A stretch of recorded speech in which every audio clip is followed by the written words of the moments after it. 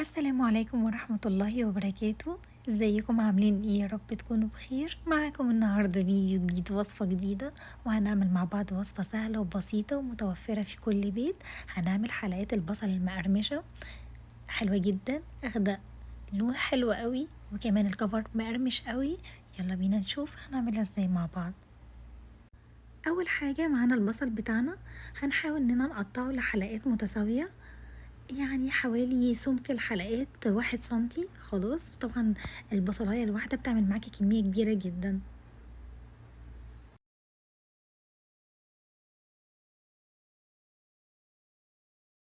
وبعد ما قطعنا البصل بتاعنا هنبتدي ان احنا نفك الحلقات كده زي ما انتوا شايفين، بالراحة خالص لان ممكن تتكسر مننا.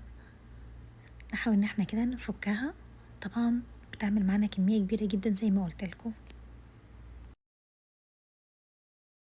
بعد كده ببتدي اشيل الغلاف الشفاف اللي انتوا شايفينه ده، بيكون حوالين البصل من الداخل ومن الخارج. خلاص لازم بشيله من الجنبين علشان الكفر بتاعنا يثبت على البصل. بعد كده هعمل الخليط اللي هغطي بيه حلقات البصل بتاعتي. معايا هنا كوباية من الدقيق، نزلت عليهم ب3 معالق كبار من النشا، كمان نزلت بمعلقة صغيرة من البيكنج باودر، معلقة صغيرة من الملح، ومعلقة صغيرة من الزعتر، كمان معلقة صغيرة من البابريكا أو الشطة الحمراء على حسب الرغبة، معلقة صغيرة من الفلفل الأسمر. وهنبتدي إن احنا نخلط المكونات الجافة كويس جدا الأول. بعد كده هننزل بالمية، مية عادية جدا بالتدريج، مية من الحنفية يعني بالتدريج، خلاص لغاية لما أحصل على قوام سائل كده، بس مش سائل قوي، لا سائل ولكن لزج شوية، لغاية لما نوصل للقوام اللي انتوا شايفينه ده، هو ده القوام المناسب. بعد كده بنزل بحلقات البصل بتاعتي في الخليط اللي انا لسه عاملاه معاكم. طبعا الخليط كله توابل، فالحلقات بتتبل معايا بشكل كويس جدا.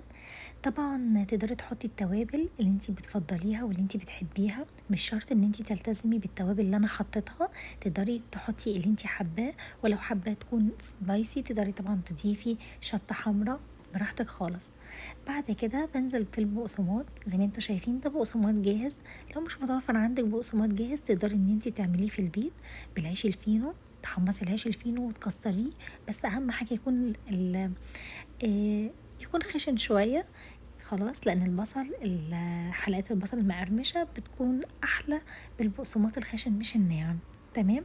تقدري طبعا تحمريها كده بطبقه غلاف واحده، بس انا بحب ان انا ارجع احطها تاني في الخليط، وبعد كده البقسماط، بحيث ان الطبقه تكون سميكه شويه وتكون كريسبي قوي معايا. خلاص. بس انتي لو بتفضلي ان هي تكون طبقه واحده، خلاص تقدري تكتفي باول طبقه وخلاص على كده. تمام. طبعا يفضل ان انتي تطلعيها على ورق زبدة او على شبكة لغاية لما تخلصي كل الكمية اللي عندك، وفي زيت غزير على النار، على نار متوسطة مش عالية قوي. خلاص هنزل بحلقات البصل بتاعتي زي ما انتوا شايفين كده، لغاية لما تستوي معايا كويس وتاخد لون ذهبي حلو.